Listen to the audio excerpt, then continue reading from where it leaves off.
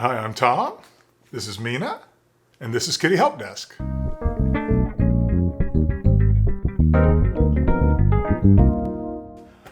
So today I wanted to talk to you about a subject that's very close to my heart that involves not just cats, but all animals, especially mammals in this case.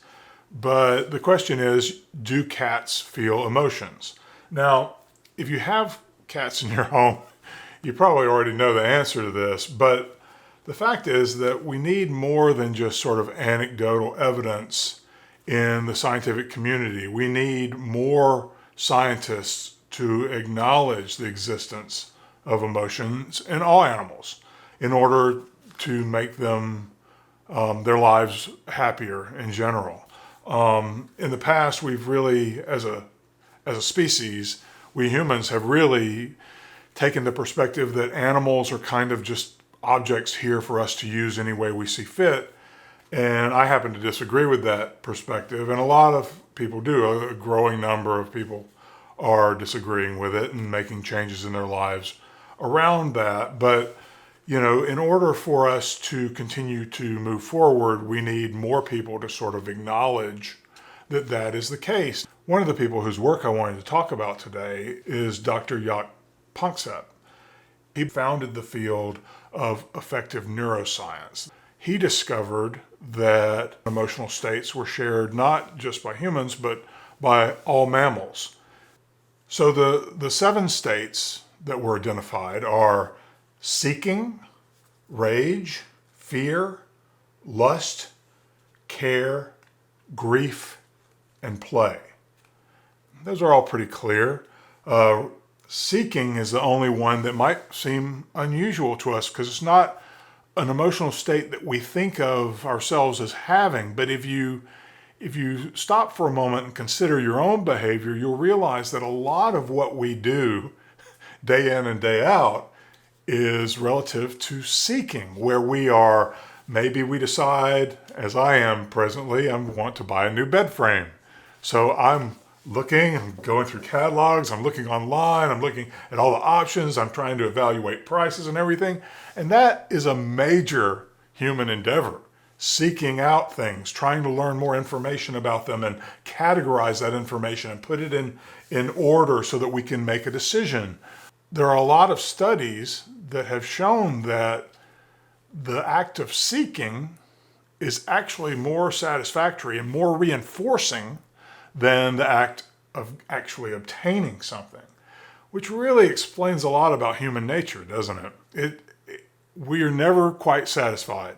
And in fact, we can look forward to a thing, we can seek something for a long time and really enjoy that process of seeking it out. And then when we finally obtain it, in most cases, it's kind of a hollow victory. It's not something that really makes us feel great. It doesn't actually positively reinforce us.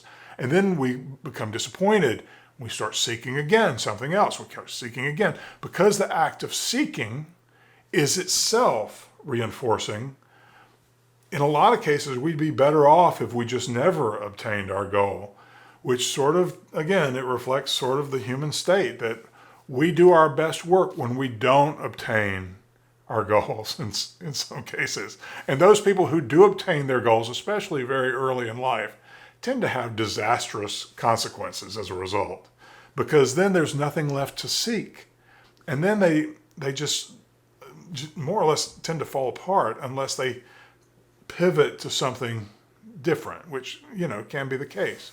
So with cats, giving them something to seek, you know, playing with a toy or throwing a treat across the room and they have to go find it, or giving them, you know, a hunting toy like these hunting feeders that you can hide around the house each day. Your cat has to seek it out in order to find treats. If you're not tuned into cats, if you haven't had cats for a long time, or maybe just really never had them in your life and you've just adopted one, you could make the mistake of thinking that they were just sort of, you know, all the time if you weren't paying attention to other aspects of their body language, because their faces don't change significantly. Their eye shapes do, their ears certainly do, but they don't actively make expressions, facial expressions, in order to curry favor or to communicate things directly to us. So we have to really be on point with understanding body language. Cats do communicate emotions, but they do it largely through body language and through scent. So we can't really perceive most of their scent signals, but we can absolutely learn how to interpret their body language cues, facial expressions, their ear positions, tail positions. If their tail is thrashing, if it's straight up, usually that's a good sign that they're happy, unless it's floofed out and straight up, in which case it's probably a sign of anxiety or fear. And so, you want to kind of keep these in mind as you experience your cat from day to day, because they can't tell us what they're feeling. And we have to take the time to pay attention so that we can know what those feelings are and help provide things that give them positive experiences. If you're interested in the work of Dr. Panksepp, I encourage you to look him up on YouTube, because there are a lot of interviews and presentations and things.